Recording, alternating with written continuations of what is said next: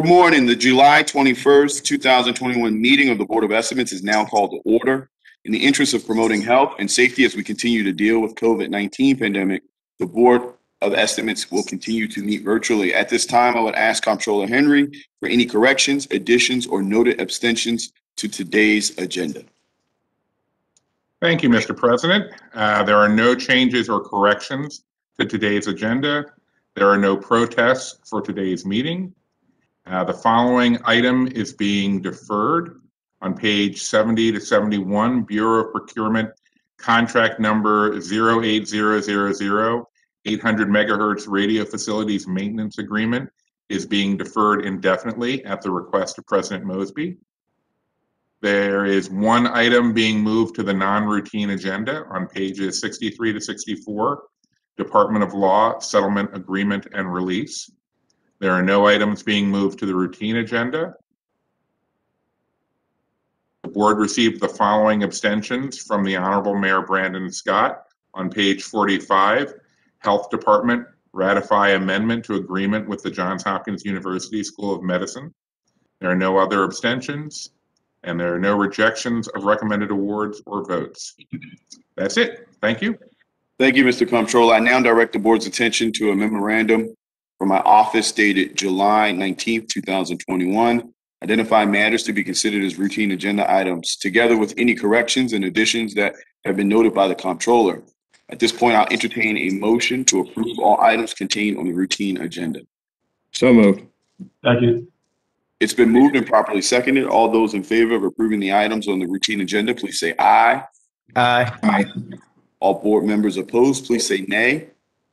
The ayes have it. The routine agenda is now adopted. Now on to the non-routine agenda. As noted by our Comptroller, there's just one item, and that item comes today. It can be found on pages 63 and 64, Department of Law Settlement Agreement and Release. The settlement is in the amount of $525,000 and stems from the misconduct by members of the Baltimore Police Department Gun Trace Task Force. At this time, I will recognize a representative from the Law Department to speak on behalf of this item. I believe we have Deputy Solicitor Darnell Ingram on to speak on behalf of that item. Is that accurate? Yes, sir. Deputy Solicitor, I yield the floor to you. Good afternoon, Honorable Mayor, President, City Solicitor, Comptroller, and other members of the board. The Law Department requests the board to approve its settlement amount of $525,000 in the best interest of the city. This is a complaint of plaintiff Robert Johnson against the Baltimore Police Department, two former police commissioners, former members of the Gun Trace Task Force, and the Mayor and City Council of Baltimore. For the facts, on and about August 27th of 2014, two officers, Officer Gondo and Rayam, who were members of the Gun Trace Task Force, stopped the vehicle with the plaintiff, who was a passenger. Following the stop, Officer Gondo recovered a firearm from the plaintiff's person. The plaintiff had a prior criminal record to which he had charges related to firearms-related offenses. Plaintiff pled guilty to one of the charges to which he served 4 years in prison.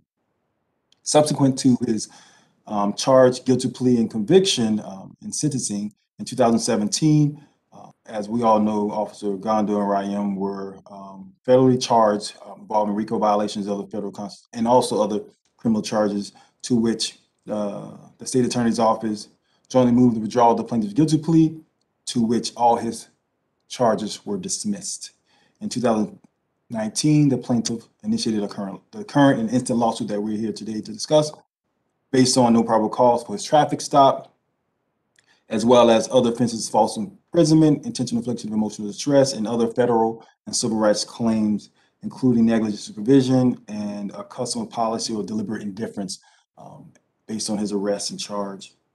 And in the best interest of the city, the Law Department requests this board to approve the settlement to avoid any expenses, time, and uncertainties of further litigation, given the fact we have a pending legal issue before the Supreme Court, as well as to ensure that we don't have excess in judgment given the outstanding facts, and also the facts could be favorable for the plaintiff, not the city, but in the best interest of the city, we believe that a settlement of $525 is just. Thank you. Thank you, Deputy Solicitor. At this point, are there any questions or concerns for the Law Department? Mr. Comptroller, the floor is yours. Thank you, Mr. President. Good morning. I wanted to get a little bit of background out of the way, including this settlement before us today. How many gun trace task force cases has the city already settled? And what would, including this 525, what would be the total amount we've paid in settlements?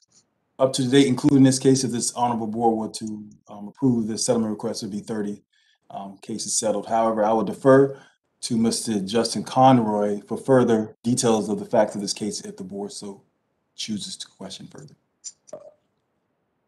Thank you very much, Deputy Solicitor.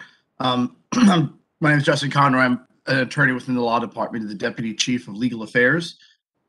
So to answer your question, Mr. Comptroller, we have, as Deputy Solicitor said, we've resolved 30 cases if we include this one. Including this, if this is approved, the grand total of settlement funds reached is $14,375,000. That includes 30 cases or claims. Okay, and I understand that you can't say stuff that would compromise any cases that could be subject to, further or litigation at all. But how many more cases are out there that we know of, and what's their status? Sure. We currently have 4 additional cases that are in active litigation. 1 case is in state court. 3 other cases are in federal court. One of those cases was recently filed, so it's just the beginning. 2 of the cases have dispositive motions pending, which means we're making legal arguments to dispose of the case as a matter of law. We're waiting for rulings. And one of the cases is an active discovery, which means the parties are engaging in the back and forth of litigation. So none are scheduled for trial, but they are all in active litigation mode.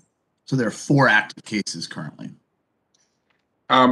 Okay, given the fact that none of the GTTF officers have been on the street since 2017, what's the statute of limitations for the kinds of wrongful arrest cases that have been getting us into these settlement situations? So these cases carry with them, they borrow from the state court, so they carry a 3-year statute of limitations for most of the claims that have been brought. That doesn't mean there aren't other claims that may be brought. The Supreme Court case that the Deputy Solicitor referred to may clarify one of the issues on when the statute of limitations does or doesn't start. So we're making arguments that will potentially preclude further cases, but generally you are right to say, since these officers have not been arresting people since before they were indicted in February and March of 17, it does stand to reason that hopefully the majority of these are behind us, and we have every reason to think they are.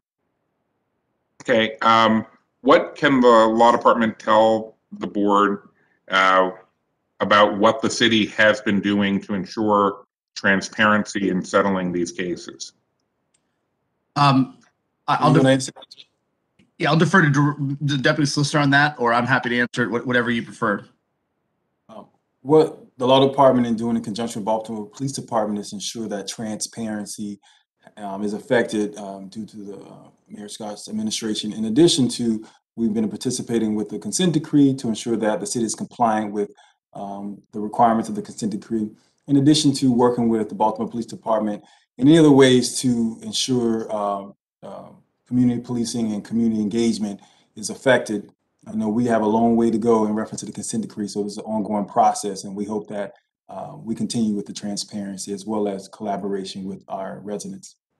And then I just had one more question, which was roughly how much has the city spent providing defense counsel for the officers who are the defendants in these GTTF cases? That's a great question, Comptroller Henry. I can get back to you on that question. Okay, all right. I know it's been very frustrating for a lot of people that the taxpayers are on the hook to defend officers who have already been convicted of serious crimes. And I know that the General Assembly has looked into how the state law governing this can be reformed, but it might be useful before we go into the next General Assembly session to be able to have that number together and use that as an object lesson of what this means when we're in these situations. That's even more money that isn't available for the city to be doing positive things. And so if you could get us that number in the future, I'd appreciate it. And Mr. President, that was the last of my questions. Thank you. No, thank you, Mr. Comptroller. To the board, I do not have a question, just a comment, particularly to you, Mr. Comptroller, as well as you, Mr. Mayor. At the end of the day, the citizens of Baltimore cannot afford to continue to pay out these types of settlements. They're inexcusable, they're unacceptable, particularly when we talk about the men and women of the Baltimore Police Department who risk their lives on a daily basis to help make our city safe. I don't care if you turn on the news or open a newspaper today or in the past 10 years or the past 20 or 30 or 40 years, you're going to hear about the violence that plays out in our streets on a daily basis.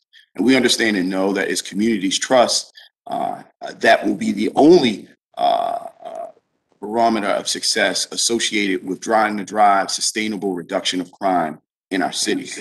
When we see acts like this that have played out, we know that it exacerbates the chasm between our community and police trust.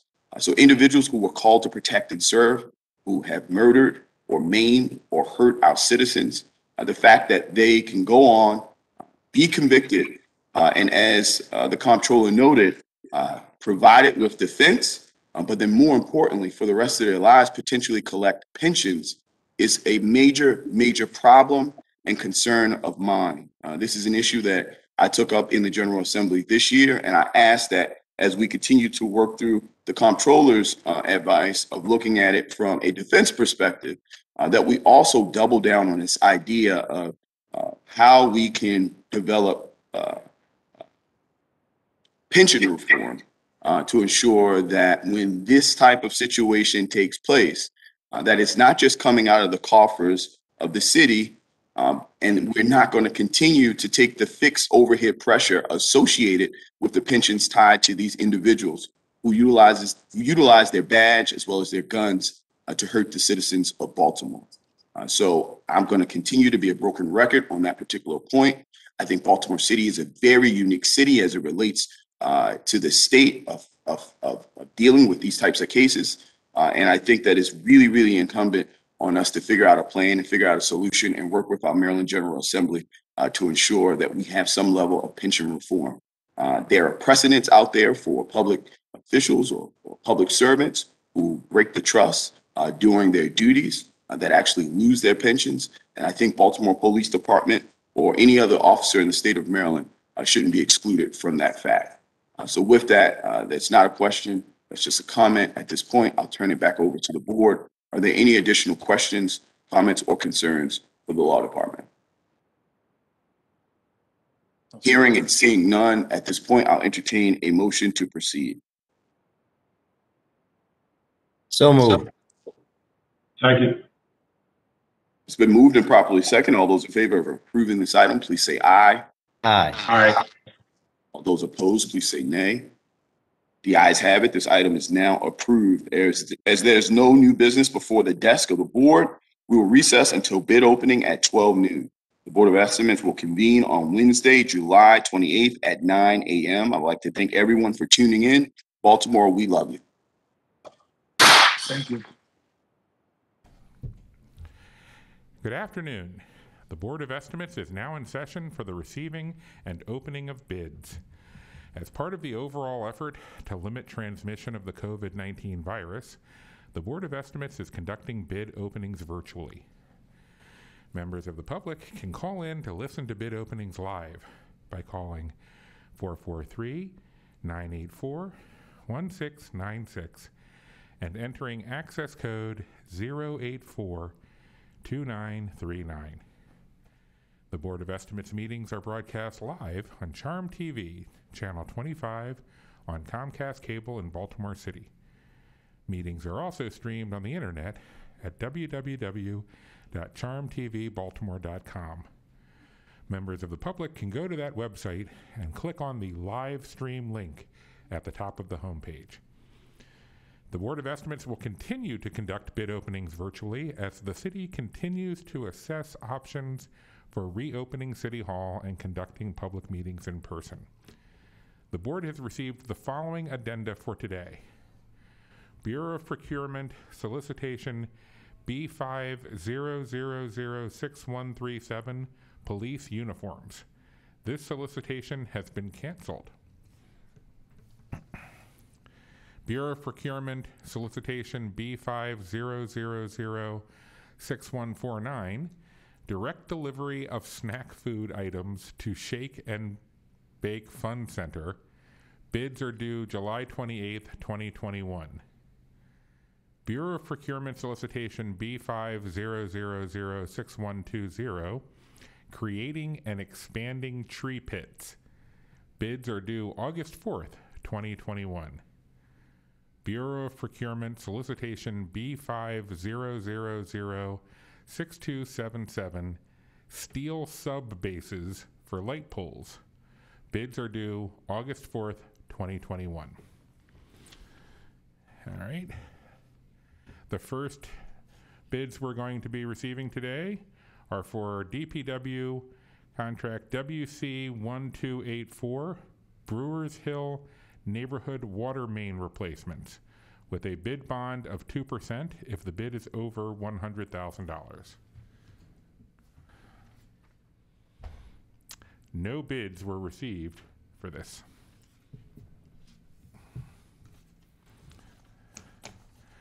Number 2, Transportation TR 15301, construction of CCTV cameras and signal rewiring citywide. Also a bid bond of 2% if the bid is over $100,000.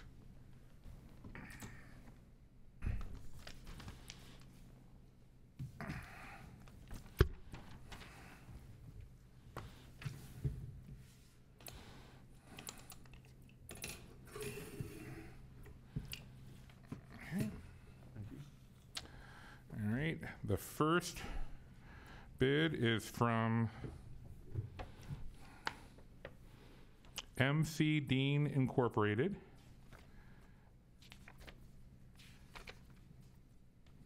And they do have a bid bond. Their bid is a total bid of $5,039,583.45.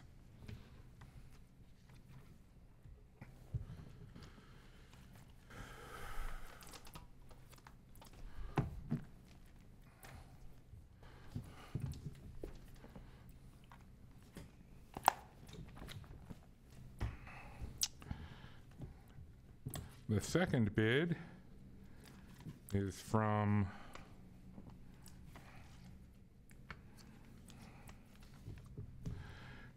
Glen Elg Construction Incorporated with a bid bond. And their bid is $5,967,895.00. I move that this bid be sent to the Department of Transportation for review. Second. Moved and seconded. All those in favor say aye. Aye. Any opposed? Motion carries. All right, our third proposal is for B500006107, Fire Department Blower Uniform Jackets.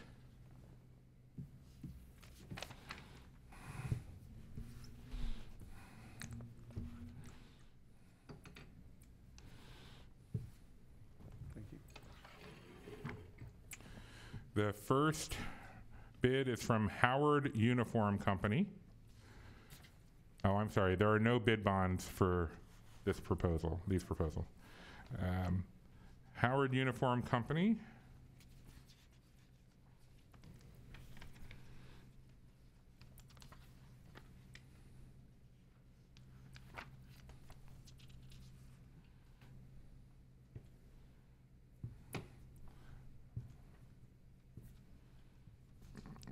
looks like a total bid of, oh, it's an itemized bid? Okay, so it's an itemized bid.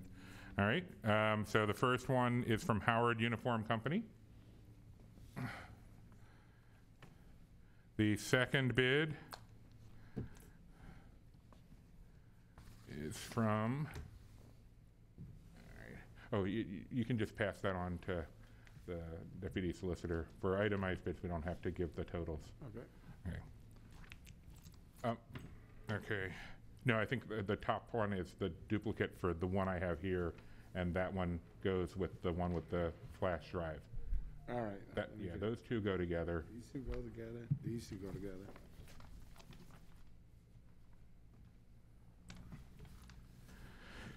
Okay, the second proposal is from I think it says, now I'm gonna see if I can find it typed somewhere else because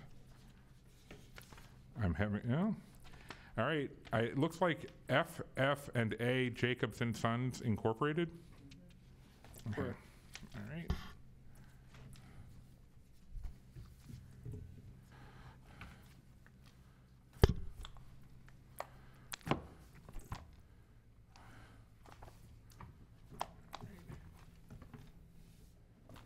The third is from Maryland Fire Equipment Corporation.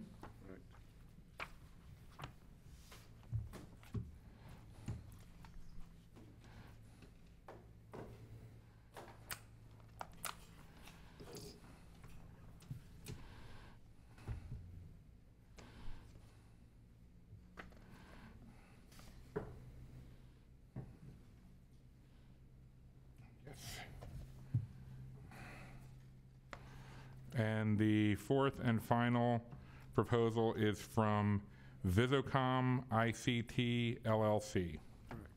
I move that these bids are sent to Bureau of Procurement for review. Second. Moved and seconded. All those in favor say aye. Aye. Any opposed? Motion carries. There being no other business before the board at this time, the Board of Estimates stands in recess until next Wednesday, July 28th at 9 a.m. Thank you very much and stay safe.